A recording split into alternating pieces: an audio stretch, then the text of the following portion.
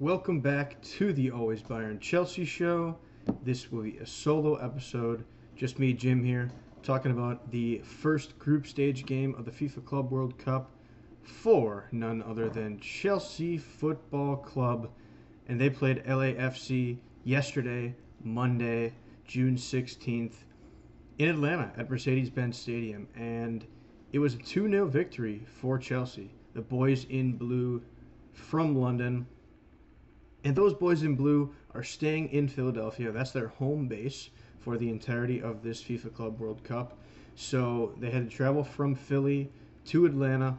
Of course, getting to Philly by way of London. Some international guys, I think, were coming from their respective countries where they were playing from the international break. But a good start for Chelsea. You know, you never know with some of these games, opponents that you don't see as often, how they're going to go. And I think to take on an MLS club in the United States of America that is in the middle of their season right now. You know, they're not super great. I want to say they're 5th in the Western Conference, but really 13th in the MLS if you consider both conferences. But still, Chelsea are a team that has guys coming off international break. Some guys have been arrested. You don't know how they're going to do. Rest, all these factors are certainly things to consider. And we didn't know what Enzo Maresca was going to go with from a lineup perspective. I was expecting a pretty strong lineup. You know, we didn't necessarily preview this one a ton, but I know Danny was not expecting a strong lineup. He thought it would be more of a mixed bag, similar to what Enzo Maresca had done in the Conference League at times. So for me, I was not surprised at all when I saw quite a strong lineup from Maresca for this match against LAFC. You had Robert Sanchez between the sticks. From right to left on the back line, you had Reece James, Tosin Adarabioyo, Levi Colwill, and Marc Cucurella. In the midfield, you had Lavia and Caicedo. And then up top in the attack, Neto, Palmer, Madueke on left wing, and Nico Jackson at the striker role. Some fans were expecting and hoping for Liam Delap to get the start. To be honest, I just knew that Maresca was going to go with the players that he trusted, the players that he had been with in the entirety of the 24-25 season. This has been viewed as an extension of the season that has already been going on for Chelsea, and that's the way the owners look at it. That's the way that Enzo Maresca looks at it. That's the way that FIFA and the entire soccer world looks at it. So I was not surprised at all to see Nico Jackson. I was actually thrilled to see him. And I knew that Delap would come in at some point, and it's not a slight to Delap that Jackson's getting the start because, frankly, he deserved it for how he played all year. So, that being said, were Chelsea going to dominate with the lineup? You know, I never thought they would. Some say it's the style of play Maresca does, that they don't dominate. But you just knew that it wasn't going to be this super energized match, in my opinion. Stadium was pretty empty, only around 20,000 out of a potential 80 down there in hot Atlanta. Maresca even talked about it. You know, there wasn't a ton of energy there, so really could you expect the boys to get it going? I don't know. I'm not using that as an excuse, but let's just say I wasn't that surprised that the game started off a little slower. I think Chelsea certainly were the better team throughout. You know, definitely in the second half. First half as well, though, I would say they were the better team. LAFC, you know, did not have a lot of chances for the most part, in my opinion, from watching. I think defensively, the back line was super strong without. We consistently see Reece James is one of the most important players for Chelsea Football Club. Gusto comes in at half for James and is clearly just a way worse player. So in that first half, I thought Reece looked great. Tosin and Levi didn't really put a toe wrong the entire match that they played. They played the entire 90. Cucurella as well. You know, we've seen you got him, Reece, Caicedo, and Palmer, I think are the 4 most important and best players for Chelsea. And Cucurella showed again why he is so key at left back. And I'll talk more later about why we need a backup left back because we cannot play Cucurella as much as he plays. You know, he plays every important match for us, Conference League, Premier League, Club World Cup. He's playing for Spain, 90 minutes every match. So that's going to be something to watch, I think. That's going to be really key. Him and James did both pick up a yellow. Tosin as well, so one more, they'd be suspended for a game. Definitely keep an eye on that. But then Sanchez between the sticks. He's quietly been putting together strong performances to end the 2025 season. Now through this Club World Cup, couple nice saves. LAFC weren't necessarily putting off all these worldly shots, but Robert is doing what's asked of him, and that's really all we can ask as of now. So credit to Big Bob Sanchez for that. His hairline's looking better. He's got sort of a buzz cut now.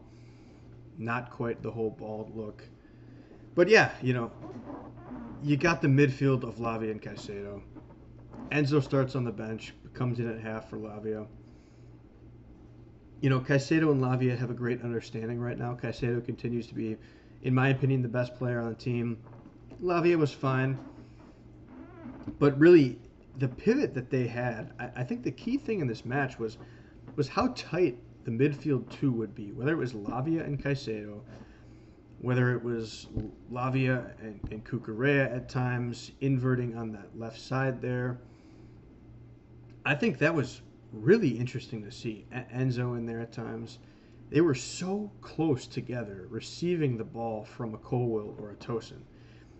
If you guys were watching this match, I don't know if you could really tell, but those guys, the way they'd be so close together, I just found, really interesting, because they're receiving passes from the defenders, and then they'd go back and forth with each other. It was a clear plan for Maresca to do that and be in the midfield, and then take it from there and spread the ball out wide, whether it was to Neto, to Noni, to Palmer in certain areas, bombing it deep to Jackson. A clear plan. You usually don't see the pivot being so tight there. So I found that really intriguing.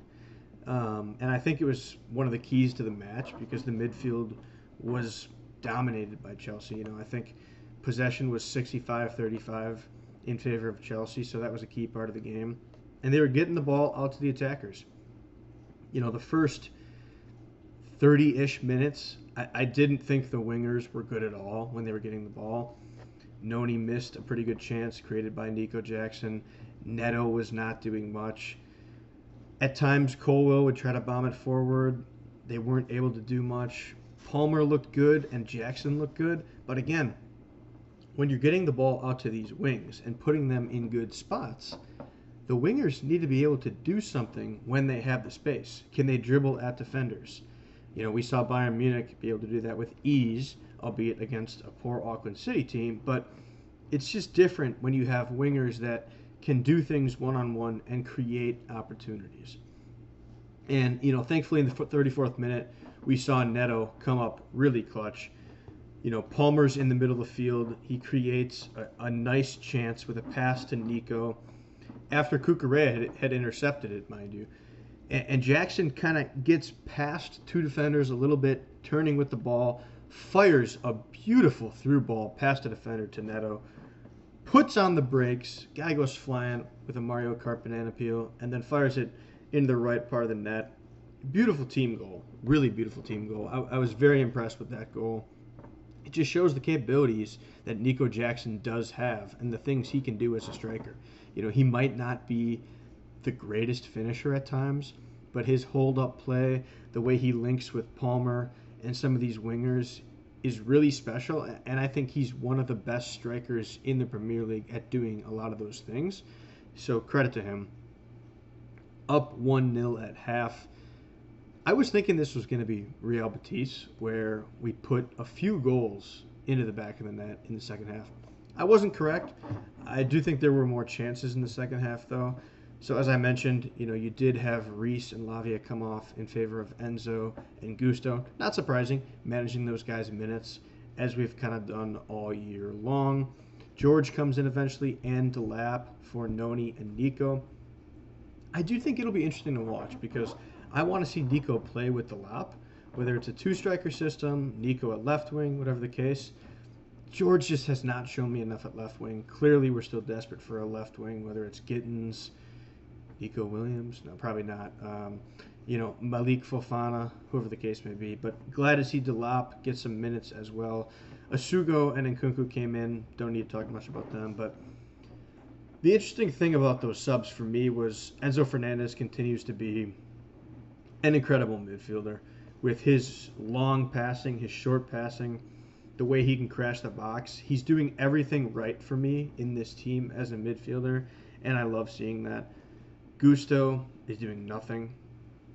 I just don't think he fits in this team, and it's unfortunate. He's not a good defender. He bombs up and down, but not in this Chelsea team because that's not our style. He's not good at inverting. So that, to me, will be key. Is he just going to be depth? And that's fine if he's depth, but if you need him to play important minutes, I just don't think he can provide those super important minutes for the team. So, I definitely do want to watch that going forward here. But we make our way to the 79th minute. Again, Palmer's not getting the assist here, but he creates this play with a nice original pass to Delap, who finds the space, times his run perfectly. First time, fires a cheeky little cross back to the middle of the field. And who's there crashing the box? You guessed it, Enzo Fernandez. His Lampard-esque box crashing that he does here, and I think when Santos eventually plays too, he's the type of guy that does that stuff as well. But I love Enzo Fernandez. He is an ideal guy to have in this team. Maresca talks about how he doesn't want one striker to just score 40 goals. He wants all these guys that can score a bunch. Enzo is one of those guys. I think you could see a guy like him get to 10 goals in a league season. Maybe that sounds crazy. I really think it could happen. So super happy for Enzo. He's making me really want an Enzo jersey, honestly. It's going to be tough to decide between him and Reece James, I think, at this point when I get the new home kit. But Enzo's making the case. Enzo is making the case. So, 2-0, Chelsea win. Great win. We take all these wins for what they are. I'm never going to complain with the quality. I think there were moments where Chelsea showed a ton of quality. I think there were other moments where they didn't. And I don't think LAFC is a solid team. But, again, we play who's in front of us. We got the win. And now we move on. We play Flamengo on Friday. I think it's going to be a super, super interesting match in Philadelphia at Lincoln Financial Field. I just know there's going to be a lot of Flamengo fans there. They totally dominated the atmosphere against Esperance de Tunis, last night, and it's going to be fun. It's going to be a lot of fun. Hopefully Chelsea fans show up as well. I think they did pretty solid in Atlanta. I know there's a lot of people that are going to be, having watch parties, going to pubs, and watching Chelsea here. So, going to be a clash of two pretty good teams. Flamengo did win 2-0 in their match as well. Was expecting them to potentially win by a larger margin. So, I think it's going to be exciting. Former Chelsea player is their coach, Felipe Luis, and Jorginho as well is on the team. So, going to be fun. I do want to shout out one of my all-time favorite Chelsea players, my original, favorite player, Thiago Silva. Just dominant today against Dortmund. 0-0, clean sheet for Silva. So awesome to see how well he still continues to play at 40 years old. Oh, Monstro. I got his kit. I was wearing it yesterday. Just a great player. A fun player. Such a leader. All the guys that came up through the club when he was there at Chelsea still love him and appreciate him for what he did, being a leader, showing them the ropes. It's just awesome that he made such an impact at Chelsea Football Club, winning a Champions League. So wanted to shout him out. Definitely give us a follow on TikTok. Watch our content over there on YouTube. If you're listening on a podcast, this is a video episode. Come to see my shining, smiling face, if you will.